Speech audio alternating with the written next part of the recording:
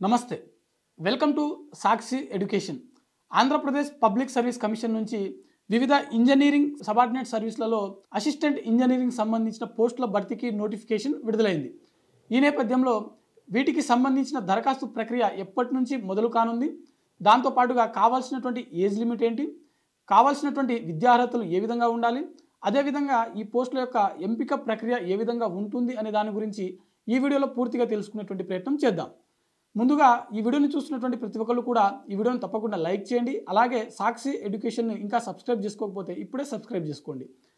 ముందుగా దీని యొక్క దరఖాస్తు ప్రక్రియ చూసినట్లయితే సెప్టెంబర్ 25 నుంచి అంటే సెప్టెంబర్ 25 నుంచి అక్టోబర్ 15 వరకు దీనికి సంబంధించిన ఈ పోస్టులకు సంబంధించిన దరఖాస్తు ప్రక్రియ జరగనుంది। ఈ పోస్టులకు సంబంధించిన దరఖాస్తు లింకు అధికారిక website Andhra Pradesh public service commission యొక్క వెబ్సైట్లో మనకు అందుబాటులో ఉంది। వీటికి సంబంధించిన ఏజ్ లిమిట్ చూసినట్లయితే మినిమం 18 సంవత్సరాలు, మ్యాక్సిమం 42 సంవత్సరాల వరకు ఉన్నటువంటి అభ్యర్థులు ఎవరైతే ఉన్నారో వారందరూ కూడా ఈ పోస్టులకు దరఖాస్తు చేసుకోవచ్చు। ఎస్టీ, ఎస్సీ మరియు ఇతర వర్గాలకు చెందినటువంటి అభ్యర్థులకు వయో సడలింపు అనేది ఉంటుంది। అదేవిధంగా ఈ పోస్టులకు సంబంధించినటువంటి విద్యా అర్హతలు చూసినట్లయితే మనకు గుర్తింపు పొందినటువంటి సంస్థ నుంచి అంటే గుర్తింపు పొందినటువంటి ఏదైనా యూనివర్సిటీ నుంచి సివిల్ లేదా మెకానికల్ ఇంజనీరింగ్ సంబంధించినటువంటి డిగ్రీ లేదా డిప్లొమా పట్టా ఉంటే సరిపోతుంది। అంటే సివిల్ లేదా మెకానికల్కి సంబంధించినటువంటి ఇటు గ్రాడ్యుయేట్ కావచ్చు, లేకపోతే డిప్లొమా ఉన్నటువంటి అభ్యర్థులు కావచ్చు, వారందరూ కూడా ఈ పోస్టులకు దరఖాస్తు చేసుకోవచ్చు। అదేవిధంగా ఎంపిక ప్రక్రియ, ఈ పోస్టులకు ఎంపిక విధానం ఏ విధంగా ఉంటుంది అని చూసినట్లయితే ముందుగా మనకి అంటే ఈ అభ్యర్థులకు ముందుగా పరీక్ష అనేది నిర్వహించడం జరుగుతుంది। ఆ తర్వాత మనకు సర్టిఫికేట్ వెరిఫికేషన్, ఆ తర్వాత మెరిట్ జాబితా అనేది విడుదల చేయడం జరుగుతుంది।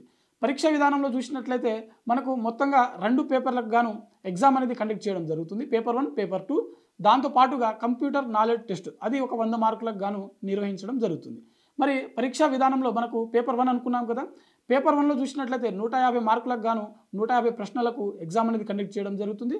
అదేవిధంగా పేపర్ 2 కూడా అంతే, 150 ప్రశ్నలకు గాను 150 మార్కులతోటి ఒక ఎగ్జామ్ అనేది నిర్వహించడం జరుగుతుంది। 2 పేపర్లలో కూడా అభ్యర్థులు గమనించవలసినటువంటి విషయం ఏంటంటే నెగిటివ్ మార్క్స్ అనేది అంటే నెగిటివ్ విధానం అనేది మనకు ఇంప్లిమెంట్ చేయడం జరుగుతుంది।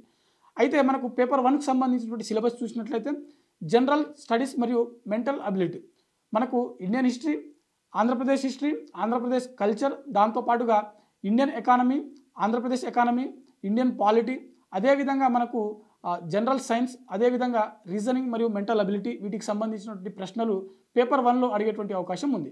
అదేవిధంగా మరీ ముఖ్యంగా కరెంట్ అఫైర్స్ సంబంధించినటువంటి ప్రశ్నలు ఏవైతే ఉన్నాయో అవి కూడా మనకు పేపర్ 1లో అడిగేటువంటి అవకాశం ఉంది। పేపర్ 2 చూసినట్లయితే మనకు కంప్లీట్గా సివిల్ మరియు మెకానికల్ ఇంజనీరింగ్ సంబంధించినటువంటి సిలబస్ నుంచి, అది కూడా డిప్లొమా స్టాండర్డ్ సంబంధించినటువంటి సిలబస్ నుంచి మాత్రమే మనకు ప్రశ్నలు అనేది అడగడం జరుగుతుంది।